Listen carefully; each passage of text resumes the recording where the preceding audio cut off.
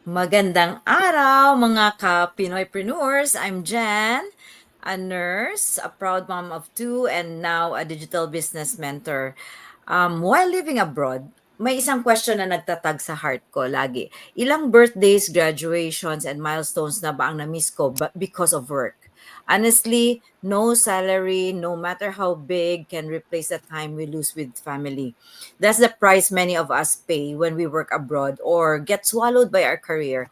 Ngayon pong topic natin tonight or today is exactly that, the pain of missing milestones, why no salary can replace family time. Pero hindi lang ho ako ang mag-share tonight. I'm honored to be here with 7 fearless Filipinas, partners and friends na kada isa may own story of sacrifice, grit, and purpose. Pero hindi 'to about me. Now it's time to meet the real stars of this episode. Ang aking fearless business partners will introduce themselves. Go ahead, Sis Cha. Hello. Hello, thank you, ladies. Thank you, Sis Ja. Hello, everyone. Magandang araw po. I am Chari, a mom, a wife, and a proud kabalen. Maya pa abak, bengi ugto po kaya kayungan. And I am from Tarlac, and I work full-time in managing luxury vacation villa and a proud digital business owner. Yes. Okay, thank you ate. Hello everyone, magandang umaga, magandang gabi. Ako po si Jel. I am a mom of two. I am a wife to an OFW dito sa Papua New Guinea. I have over a decade of experience in corporate HR and recruitment and also a proud digital business owner. Hello, naimbag nga daw ang awan lakas na. Good morning, good morning. Ako po si Alvina, tubong Isabela sa Pilipinas po. Ako po ay isang Ilocano at kasalukuyang nandito po sa Vancouver, British Columbia, Canada. I'm a wife, educator by profession, a mentor and a coach, doing this business part-time with my husband. And welcome po sa aming episode.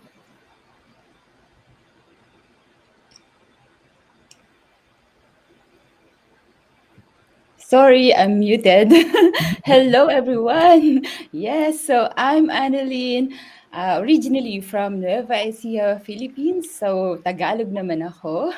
And now based in Victoria, Australia. So I work in a hospital kitchen, also helping my husband to run our small beef farm. And of course, proud business owner and mentor here for nearly 4 years now. Yay! Ayan, thank you sis. Ako naman po si Verna, a mom of two, from Binyan, Laguna, Philippines. Yan, Tagalog din. I'm a worker in a milk processing facility dito po sa Washington I've been working for almost 18 years too. And also a digital business owner. Thank you, Sis Verna. Hello, everyone. Good morning, good afternoon, good evening. Ako po si Grace, Tubong Mindanao, Bisaya po, isang full-time dental nurse at part-time cleaner at proud digital business owner po na ngayon ay nasa Australia po. Isa rin akong mommy at partner, kaya I know firsthand yung struggle ng juggling work, bills at family time. Tonight po, pag-usapan namin ang topic na the pain of missing milestone, why no salary can replace family time. Alam ko marami sa atin na parents at workers na gustong bigyan ng magandang kinabukasan ang kanilang pamilya. Pero minsan kapalit noon at nawala yung precious na moments like birthday ng anak, first step, school awards o simpleng family bonding. Kaya samahan nyo kami tonight habang magkwentuhan kami tungkol sa reality ng hustle at paano namin pwedeng baguhin ang story natin na hindi lang puro trabaho, kundi may time freedom din with the people we love most. We are here to inspire, motivate, at ipakita na may ibang way. Watch until the end dahil baka ito na yung sign na hinintay mo para makapag-decide for your future. Thank you. Sis Rona, take away. Alright, daghang salamat sa tanan. Mayong buntag, mayong udto, mayong hapon. Ako di ay si Rona. I am originally from Siquijor, Philippines. I am a Bisaya, but now living here in Maine, USA. I am a mom, a wife, a healthcare worker, and a proud digital business owner. Back to you, Sis Jan. Ayan, ayan. Now that you've met all of us, the Pinoypreneurs, let's dive deeper into our powerful stories. Ito yung mga stories about the pain na na-miss namin yung mga milestones, why money cannot fully replace the moments we lose or we've lost. Ito po ang aking story of redemption. Ang sa akin naman po, when my kids used to ask, Mama, are you working again this weekend? Napaka-heartbreaking nun. Every time I said, sorry anak, duty si mama. Pero a little piece of me went with that sorry. Tapos ang mga weekends ko were still work. My time na celebrations became video calls lang, yung birthdays, Christmases. Instead of hugging them, nagwi-wave na lang ako sa screen. Alam mo yun, ang sakit nun. So the hardest wake-up call was watching my parents from a distance. Nagpipray ako lagi na sana, Lord, you give me more time. Let me go back to the Philippines more often. And then, eto na, si Papa Jerry got sick. And I wasn't at his bedside. So I rushed to be with him when he got worse. I tried to take leave to be there, but yung schedule ng life or ng work kept pulling me back. So on a flight home, I held on to the hope that I will be able to see him. Pero nasa on air kami in between Papua New Guinea and Philippines. He passed away while I was still on air. I reached him too late. At that moment, na-feel ko talaga yung weight of what I had traded for a paycheck. All those missed moments, irreplaceable yun. Money couldn't buy them back. So I told myself, enough, tama na. No more letting work steal my time while the days with my loved ones slip away. That turning point led me to a digital business, one that didn't just pay, it gave me back my time. So it gave me flexibility, presence, and the chance to create memories I thought I'd missed forever. I was able to be, naging daughter ako who could visit more, a mother who could attend more school events ng mga kids ko, a wife who could plan family adventures. So I didn't just become a provider, I became present for my family. Ngayon, I'm living a life na I can control, balancing purpose and presence, and that's exactly what I want to share with you, how you can also reclaim your time and build a life that supports both your family and your dreams. That's all for me, Sis Cha. Yes, yes. I think we have comments. Yeah, can I read them? So we have from Zavi Zonaran. I hope I uh, deliver it right. Well done. Thank you very much. And we have from Bernadette Alvaro Anonuevo. Greetings mga sis watching from Melbourne. And then from Maris Digital Business, hello mga sis watching from Australia. From Saltus, good night ladies. And Coach Jel watching live from Port Moresby, PNG. And sis Bernadette, love it mga sis. I think mahaba na. The next lady will read it for me. And hello, back to our topic. So I want to share something, this is very close to my heart again, OMG. This topic of the pain of missing milestone, why no salary can replace family time. Talagang tagusto sa puso ng bawat OFW. Alam nyo, bilang OFW at bilang panganay sa 5 magkakapatid, I know very well the sacrifices we all we all make when we leave home, right? Nung maliliit pa yung mga kapatid ko, every Pasko wala kaming bagong damit. And then yung sumunod sa akin, my brother, pero he makes sure na yung 3 kapatid namin na maliliit ay merong mga bagong damit sa Pasko, kahit papano. Tapos every Pasko, pinapakain ko na sila and then para busog na sila, para hindi na sila yung parang nakatingin ba sa handaan. And then bibigyan na din namin sila ng barya kahit papano para meron silang something sa bulsa na hindi na sila nakapila sa aguinaldo. So that is when I decided to go abroad with the help of my brother next to me. And then that's when I thought na kapag mataas ang sweldo, mas okay ang buhay, right? Pero dahil siyempre maaga kaming nauli na Kaya I kept moving from one country to another, always chasing better job, a better income, pero habang tumatagal, I realized, yes, I was earning, pero ang kapalit yung time na wala ka with family. Na-miss ko yung maraming milestone, birthdays, Christmas, even mga simpleng okasyon kung saan sana buo kaming magkakasama. And the most happy but painful was kada Pasko meron silang food sa table na pinagsasaluhan. And then may bago silang damit, sapatos, madami na din silang aginaldo na galing sa akin. Pero ako, sa okasyon na yon is wala ako. And pag naiisip ko yon talaga, I feel different. Hindi talaga matutumbasan yung kasama mo, ang pamilya mo. Ito ang oras na kung saan naisip ko talaga na nakita ko na ang amount ng salary cannot replace those moments. Hindi mo mababalikan yung mga oras na yon. Hindi mo matutumbasan ang yakap at saya na kasama mo yung pamilya mo sa mga ganyang okasyon. That's when I discovered online business.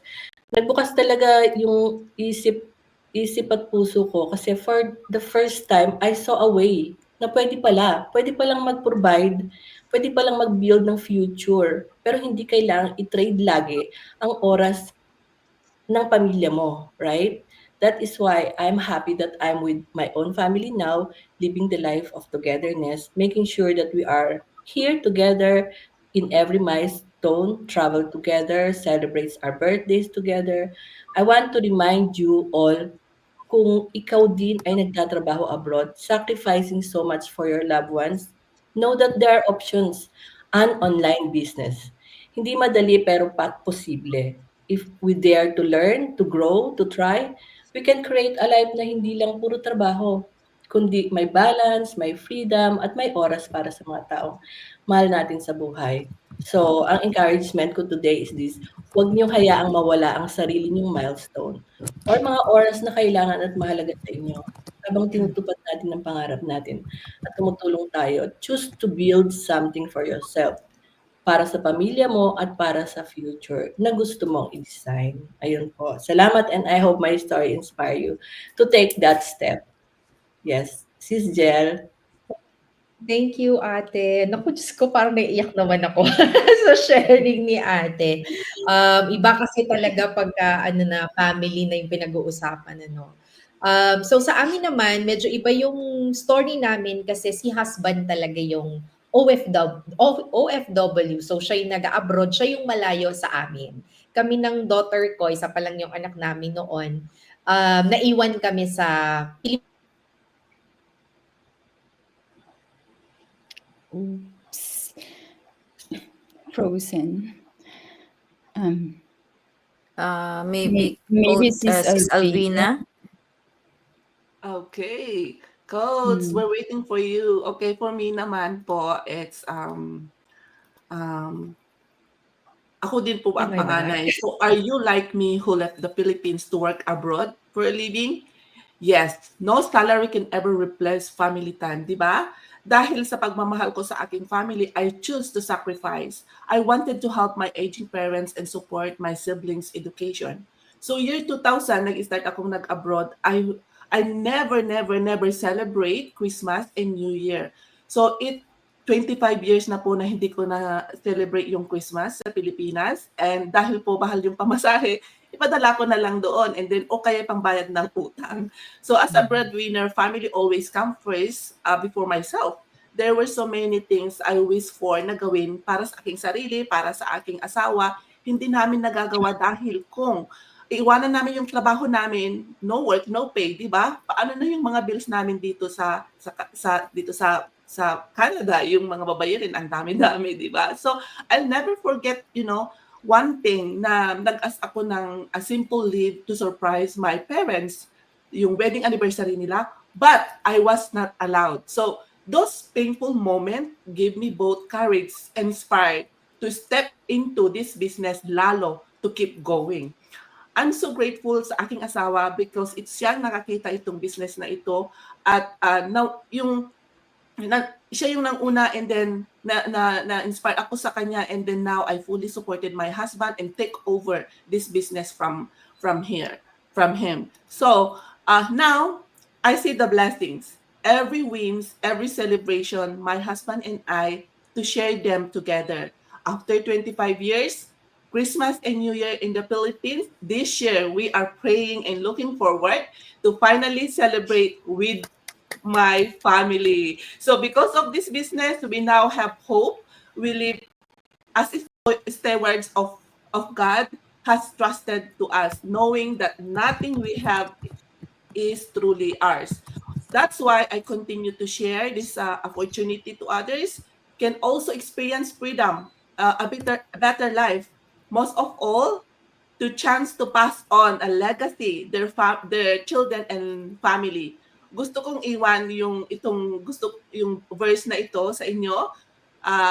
There is a time for everything and a season for every activities under heaven. So Ecclesiastes 3:1. Let's not miss the season that matter most. Family is priceless and presence is the greatest gift we can give. Don't wait year to realize the value of family time as I did. God has given us the gift of life, and He calls us to be good stewards for every blessings.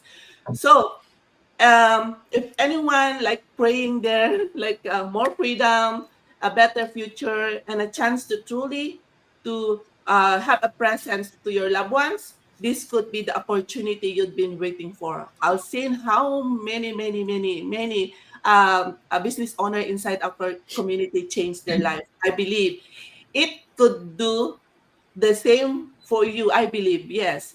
So let's connect one of us here in the screen and let's start together. Mabuhay and God bless you. Back to you, Coach Okay, thank Jel. you so much. Thank you, sis. Hindi ko na alam sana yung kwento ko. So again, yun nga, yung career ko kasi I was really in the Philippines. I was working there. I'm building my profession. And then my husband, siya yung nag-work talaga sa Papua New Guinea even before we got married. And of course, nung bago pa lang kami kasal, things were okay. I was working in the Philippines. My husband was working abroad. And we would see each other pagka umuuwi siya ng Pilipinas, okay naman kami, 'di ba? Pero nung nagkaroon na kami ng anak, doon talaga nagbago lahat. So my husband started missing so many milestones. Lahat yung mga first steps ng daughter namin, mga first words, birthdays, even yung mga small everyday moments kasi yun yung ang sarap balikan kaya lagi kong pino-post sa Facebook yun para laging lalabas siya sa memories yung mga cute lang na mga ginagawa ng mga kids, lalo pag maliliit pa yung anak mo. Parang ang sarap-sarap lang nilang panoorin, di ba? So at least ako, kahit papano, I was there kasi I was in the Philippines. Hindi nga lang everyday kasi nga over the weekend lang din ako umuwi sa province. Pero yung husband ko, siya talaga he was watching everything from phone, pinapadalhan ko lang siya ng mga videos, papakausap ko lang sa kanya yung anak namin, baby pa nung time na yon. And that really broke his heart. So yun yung nagpa-realize sa amin na kahit gaano pakalaki yung kita mo, kasi nag-a-abroad, di ba? So somehow medyo mas malaki yung kinikita compared nung nasa Philippines, no? Kahit gaano kalaki yung kinikita mo, kahit gaano ka stable yung trabaho mo, if you're missing your family, especially yung children growing up, hindi mo na mababalik yun, di ba? Kaya we started thinking, lalo na nung pandemic, na paano ba namin magagawa na magkakasama kami, na present kaming dalawa pareho, but at the same time, we're still able to provide. And that's when this digital business came into the picture, no? Super grateful ako because this business has reunited our family together here in Papua New Guinea. Now I get to stay home with our kids. I'm running this business. I'm earning from home. And most importantly, we're both present parents to our children every single day. And ang best part ng business na to is we're also able to help other Filipinos and working parents who have the same struggle. Yung gusto mong mag-provide pero gusto mo ding maging present, 'di ba? May solusyon. So So mga viewers natin for tonight, if you're in that situation now, maraming options, no? Hindi lang yung pag-abroad or hindi lang yung ating 9 to 5. Hindi mo kailangang puro sacrifice lang. You can provide and still be there for your family. And that's why I'm so grateful na nakita namin itong business opportunity na to. Kasi ito yung naging answered prayer ng aming buong family for us to be together at the same time, makapag-provide pa rin kami sa aming family and sa aming kids. That's it for me. Thank you so much. Yay, that's a beautiful story.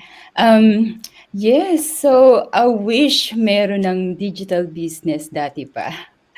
Kasi pero we're so lucky na nakita natin 'tong business na 'to. So, grabe yung topic, medyo talagang talaga sa puso 'tong topic na 'to. So, ako ay, start siyempre dalaga pa ako nung nag-start ako mangibang bansa. And, I started sa Japan, yung naging work ko is dire-diretso yung kontrata na 3 years, walang uwian. So sabi ko, sige, okay lang kasi makakaipon, makakatulong. Alam niyo yun, yung parang, yes, makakapagpadala, pero yun nga yung kaninang sinabi ni Sis Chari na nakakapagpadala pero yung presence natin, wala tayo doon during Christmas. Nakikita lang natin sila sa screen. Parang ang saya kasi yung mga reunion, minsan parang tayo ngayon, magkakamukha yung mga damit natin. Tas sa Pilipinas, yung family natin, magkakamukha din ng mga damit kapag reunion. So, alam mo yon yung parang sana nandun ka din. So, ang dami ko ding na miss na milestones ng family reunion, ng family weddings, yan yung mga ganyan. So, sa akin, ang pinakamasakit yung after ko sa Japan, lumipat ako sa New Zealand. First few months ko pa lang, parang 5 or 6 months ko pa lang, I received a very sad and sad news about my father. So I know na nasa hospital siya, in and out. Pero hindi nila masabi sa akin kasi bago pa lang ako noon sa New Zealand. And then I said na, okay, I think I need to go home kasi I can feel something. Hindi nila masabi sa akin kasi nag-iisa ako sa New Zealand noon. Tapos parang feeling nila babae, ganyan, or baka hindi makaya. Pero I know na there's something going on na. And then pag-uwi ko doon, hindi ko na nga siya naabutan. So, sa akin parang ang tagal ko na hindi lumuha. Alam niyo yung parang nanumb ako, yung parang sabi ko, anak ako, tapos tatay ko, hindi ko nakita nung time na yun. So, parang ang laking tipak, ang laking chunk sa life ko yung nawala. Yung parang napagkaitan ako nung time na yun. So, kaya hindi talaga kasya na yung nagpapadala lang tayo, or hindi yung wala yung presence, especially sa mga ganun na importanteng event o pangyayari sa buhay ng pamilya natin, especially sa parents, no? So, yun yung yun yung pinakamasakit na bilang pag-abroad. And then hanggang sa of course, ito kaya nga sabi ko, kailangan I only have my mother na alive pa siya. Kaya itong November, I know meron tayong convention sa New Zealand, but yeah, so I will surprise my mom na I will make sure na hindi lang yung nagpapadala, hindi lang yung yung padala natin para maging masaya yung birthday. I wanted to surprise her on her birthday. My presence then, hindi lang yung present, di ba? So yun, and I'm so happy na on this business, we build na hindi lang yung provision kung hindi maging present. Why? Kasi we know how flexible yung business, that we can take the business with us anywhere. Kahit na umuwi tayo ng Pilipinas, kahit na nagta-travel tayo with our families. So, kung siguro ang maiiwan ko is kung yung mga viewers natin kung mimiliin kayo kung paano kayo magkaroon ng hindi mamimiss yung mga milestones, pipiliin niyo ba? So here we are sharing this opportunity na dati na-miss namin or hindi natin nakita or hindi pa to nag-exist before. Message us anytime and connect with us. Yes, Sis Verna. Thank you, sis. Napakalungkot na ating mga story ngayong gabi. Oo So, nga. di ba? So, talagang in this generation talaga, hindi na pwede yung nag-iisa lang yung nagtatrabaho. Alam mo yun, yung ina at ama ng tahanan, kailangan magsumikap eh.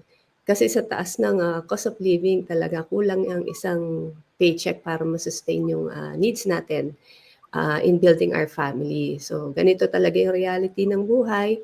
We are trying to make ends meet, but we sacrifice the time for our family.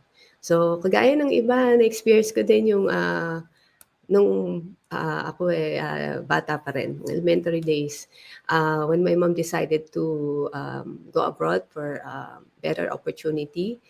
So marami siyang na-miss na mga birthdays, graduations. Nung time na yun, napakahirap pa ng communication, kaya mas malungkot siya.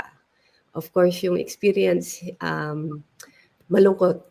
So, at habang tumatagal, yung parang hindi ko na hinahanap yung presence niya.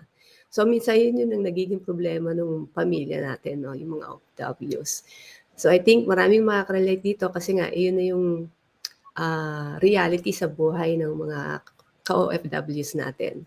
So, this time naman, nung maliit pa yung panganay ko, we tried as much to give, time and be present, but we also missed a lot during her younger years. Yung time na kailangan namin magtrabaho talaga para makaipon, to provide for our daily needs. Dahil dito sa Amerika, pag nag-uumpisa ka talagang kailangan mo magsumikap eh. Gawin mo lahat para magkaroon ka ng bahay na titirahan, makapagtrabaho ka ng maayos at, kumbaga, yung pangangailangan nyo para makapagtrabaho is masupplyan natin. So, mapagtuunan natin ng pansin yung trabaho talaga.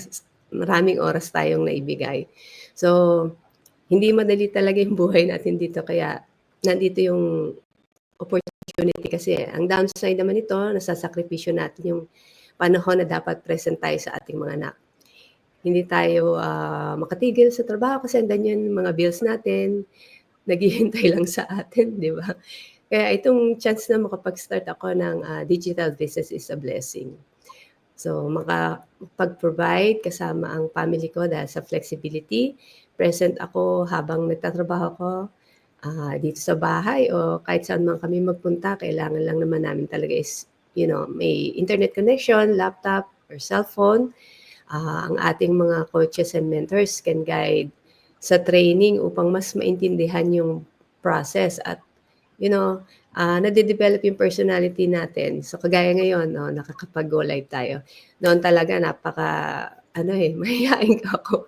Hindi mo ako makikitang ganito. So, we connect with other fellow business owners and they are also a contributor sa pag-grow ng ating business. Yan, ang market natin is also global, kaya hindi natin kailangang mag-alok sa mga close friends or relatives. And, if you need a second stream of income, this is the opportunity. Kaya we are here to share with you this opportunity to start your own thriving business. Yan, maraming salamat. Thank you, Sis Verna, OMG. Okay, so for me, the pain of missing milestone, why no salary can replace family time. So bilang eldest sa pamilya, dumaan din ako na sa period na kailangan nating i-prioritize ang trabaho at iwan ng mga pamilya para sa magandang kinabukasan. For me, I was only graduated high school, so wala pa akong natapos na kolehiyo. Kasi, oh my God, as eldest, ikaw yung panganay. So, kailangan mong gagawin lahat. Tulungan mo yung mga kapatid mo, parents mo, kasi sa hirap ng buhay kami ay walang-wala din. Kakain lang kahit, yung mga mahirap. Hindi kami makakain ng 3 times in a day. So, mayroon din talagang araw na ipapasti namin yung iba. So, I think I was only like 20-year-old when I started working. First, I was working at the Philippine store in the Philippines. It was like maybe walking distance, 5 minutes away, early in the morning. And then later on, napunta ako sa Manila. I think I was 21 when I started working as a nanny. So kahit anong trabaho pinasok ko, hanggang yung amo ko is na-assign sila dito sa Australia. I think it was a big opportunity for me kasi sila pa din yung amo ko dito, dinala nila ako. So I was so grateful na kahit high school lang po natapos ko, na hindi ko akalain na makapadpad din ako sa ibang ibang lugar. Hindi po ako marunong mag-English at that time, nakausap ko. And then as an eldest, so kailangan mo ding tulungan yung mga kapatid mo na suportahan din yung pag-aaral nila. So kasi kahit wala nang maiwan sa'yo, makatulong ka lang sa kanila para makapagtapos. I'm so grateful kasi 2 sila ang natapos ko rin ngayon, 3 na.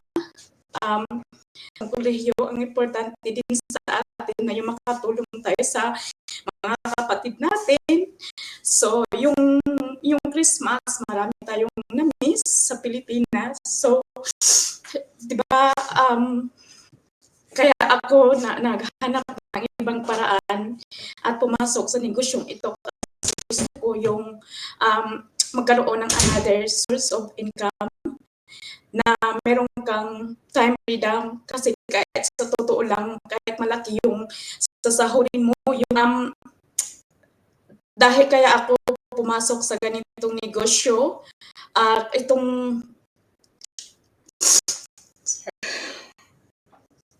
yes, kailangan talaga natin ng magtrabaho para mabuhay, pero minsan napapasa isip din natin na worth it ba talaga ang overtime, double shift, kung kapalit naman ay oras kasama ang pamilya. Kasi once na nawala, tapos na. I started looking for another way. A business, hindi lang income ang dala, kundi time freedom din. So in this business, this is 100% legit, tax registered, 24/7 automated system siya. May video-based training at supportive na community. Hindi niyo po kailangang mag-isa. Kahit wala po kayong experience, hindi po kayo technical skill, ang importante ay hindi ka magbibenta ng products, no recruiting po, at hindi po ito LML. This business, natutunan kung pwede pa lang mag-build ng income online kahit busy ka. So, kung ikaw ay curious, panoorin nyo lang po ang aming pre-webinar. Nandito po yung mga website namin sa baba. Marami na ang nabago ang buhay ng dahil sa business na ito. Thank you, Sis Rona. Alright, grabe na itong mga sis. Ako pa ang pang-last. But yeah, as for me, when I first moved here in Maine back in 2014, life of course felt better than sa Pilipinas compared sa Pinas, diba? As all we know, Filipinos, we love to work hard, and I could even go home for vacation every single year. Ang saya kasi I still got to spend time with family, and when I moved here, my parents were already here. I still have some siblings back in the Philippines, but going on vacation every year, I feel contented, and I thought to myself, this is the life I dream of when I left, right? Pero of course, nagbago ang lahat when I became a mom in 2018. My now husband was still in the Philippines that time. I can relate to nakakaano talaga kay si Coach Gel, because he was still in the Philippines that time, and he only got to see our daughter when she was once in person. That is when she was 6 months old.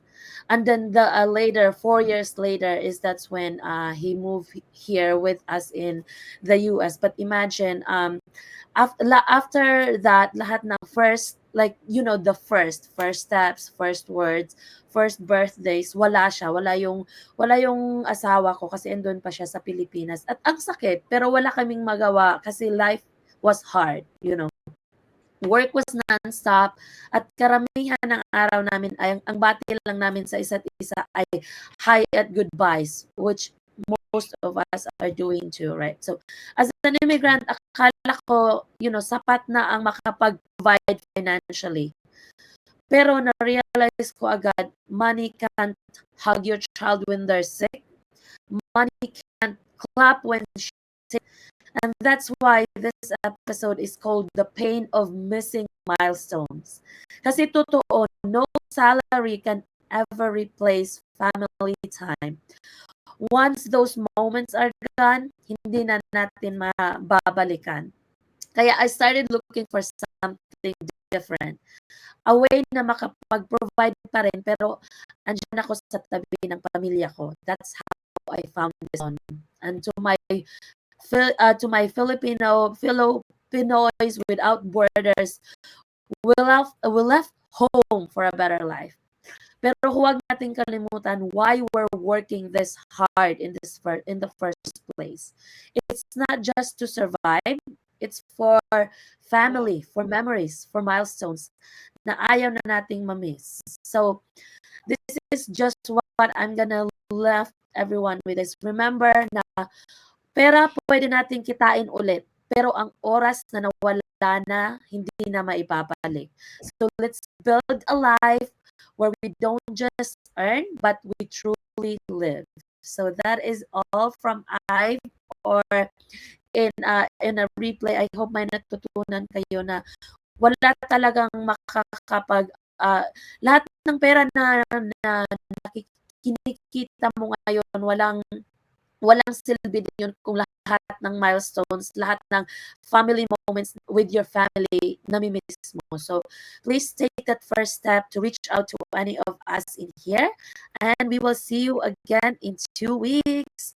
Bye everybody. Thank you again.